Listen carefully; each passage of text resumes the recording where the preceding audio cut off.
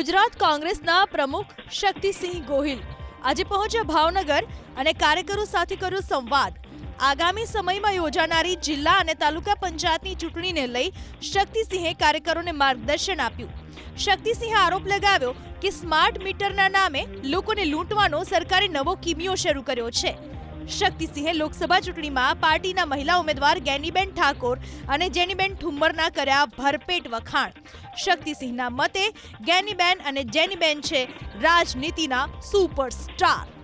પણ કોંગ્રેસ પાર્ટી આ વખતે મહિલા સન્માન મોટું કરી દીધું અને કોઈ ઉમેદવાર પુરુષના નામ ક્યાંય લેવાય નહીં, પણ ગેની ને જેની ધ્યાન રાખવું એક ગેનીબેન અને એક આ જેનીબેન, આ બે સૌથી વધારે હીરો આધારિત નહીં પણ આ હિરોઈનો આધારિત આપવું।